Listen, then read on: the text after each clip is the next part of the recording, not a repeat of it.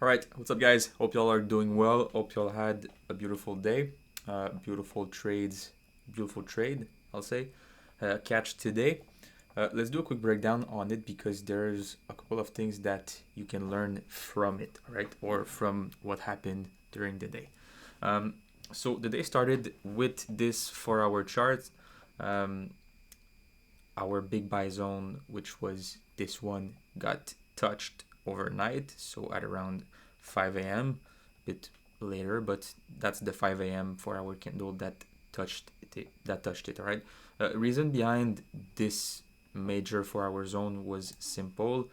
If you place your fib from there to the top, you got your 61 right there, but you don't want to start your zone from the 61 because there's a lot of liquidity just right above. So as you can see, um, there's like this wick right there. There's this one. There's this one. So lots of liquidity above our zone. So what we can do is just get a simply bigger zone. So instead of starting it at around 32.91 and miss the whole move, we start it a bit above. If price made a structure right there, we would have entered. Maybe if price wanted to go afterwards a bit further down, then we get stop loss. But then if we would have got another structure on the 61, the zone's still valid, right? So the zone worked on the first touch, which is always nice to see. But price could have went to the 61 and still worked. So that was number one. So big zone on the 4 hour. Now we go to the smaller time frame. So let's go on the 15 minutes. This is what we had when we woke up. All right. So 6:45 a.m. zone was touched. I usually wake up at around. Well, I come home from the gym at around 7:38. So this was what I saw when I came home to my office, right? So what you can see right there is, well, first of all, you've got the 3000 level, which is super important, by the way. Um, well, in this case, it was 3301. So that was the interesting level. Let's put it another color. So let's put it yellow, all right? Now, you got the first touch right there, clean first touch. But then absolutely no structure to buy that. Maybe on the 5 minute there was, not really. Um, Whatever, like it wasn't on our zone, so there was no buy to take on that. But still, it's pretty good sign that the price wants to react around that level, and then you get the first touch of our zone right there. Um, and then all you need to wait was for the price to come back above that zone right there, because this whole move is basically a liquidity grab from all the people that thought that, all right, we touched around the 3300 level and then price should be moving up, so they put their buys right there, right there, right there. All the stop loss was right below this level. They all got stopped, and as you can see, right after that candle, we went back up above this line right there. So now all you need to do is wait for a simple structure above that line. So in this case, boom, and then once the retracement is going, you wait for a structure. So now on the 5 minute, you go on the 5 minute like that. So you've had this nice structure. All right, if you were awake at this time, it was a completely valid buy. In my case, at 7 a.m., I don't trade. I start trading at around 8. All right, so no trade for me since I just wasn't there. But if you were there and took that, pretty good. All right, you've got the first candle, second, third one. After the third one, or when you see that the third one will close above, you simply can just buy right there or at the open of the next one. Put your stop loss right below that, and then you would have got stopped out at around break even after that. But now this is where it's getting interesting. All right, so you see this candle right there. I sent in the chat to reply to someone who was asking why I entered.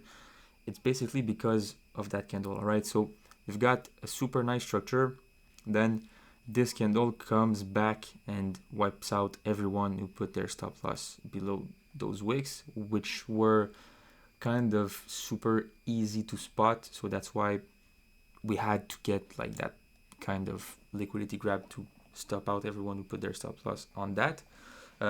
Closes once again right above that yellow line. So after that, I don't trade before 8, so I didn't took that. But right after that close that is above that, every buys that fit your risk are valid. All right, so you could have bought right there on the retest once again, right there, right there, any place, any level right there that fits your risk with a stop loss under that was a super valid trade, right? So it's not a super clean structure, typical structure like this one, but it's a fake out structure, and as you can see, price never wants to close below that line again.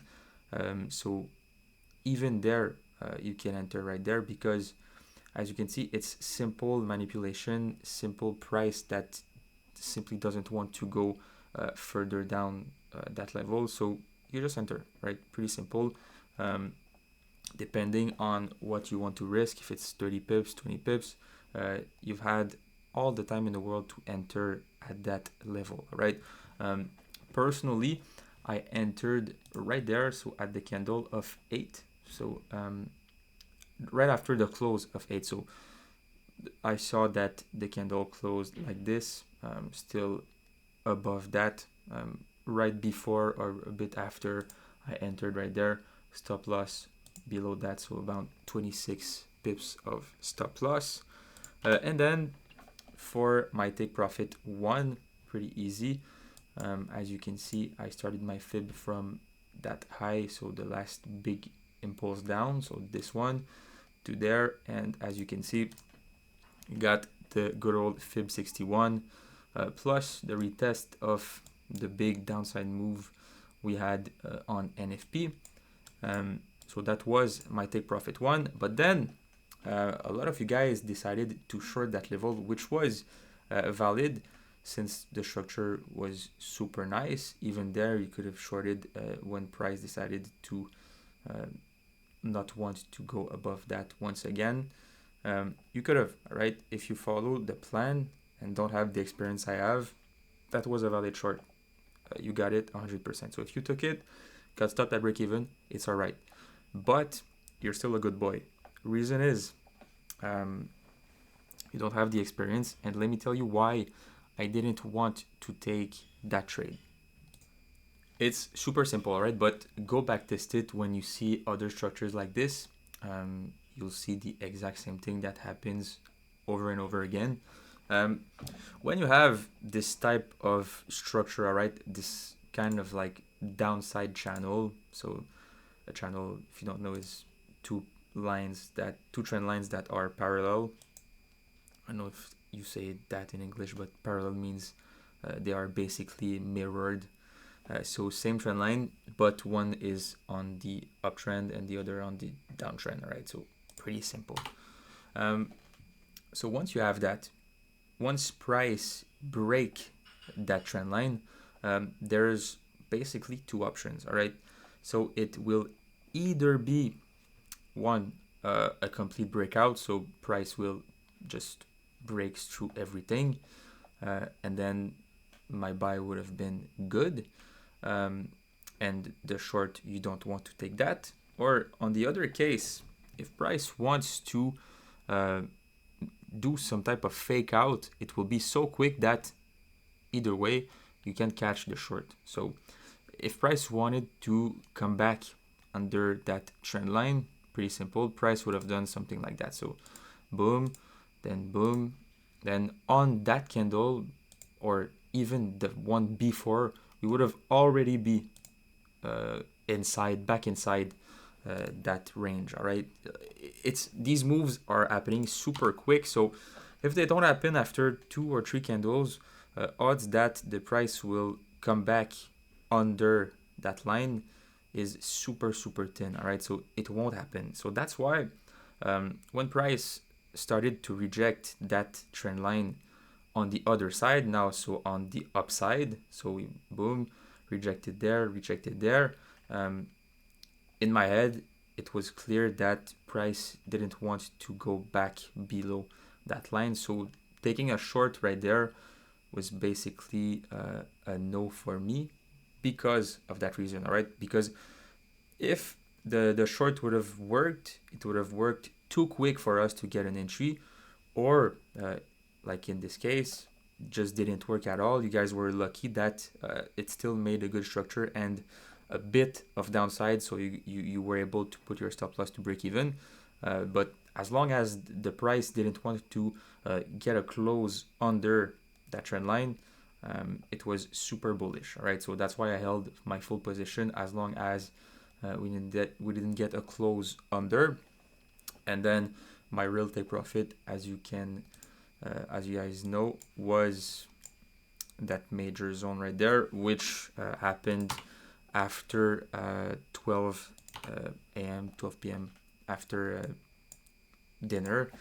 So no trade for me after 12, as you guys all know. Reason was pretty simple. 61 retest of that big liquidity zone from those wicks. All of this, both moving average on the 1 hour and the 15 minutes were there too. So it was a pretty good zone. The 25 level, which is a psychological level, also is a confluence. So there was a lot of confluence on that level. Pretty weird that we didn't see any reactions at all. But as you know, gold could rip off like this for 3 days straight and don't give a fuck. All right. So that's the psychology behind the trade. That's why I didn't took the short.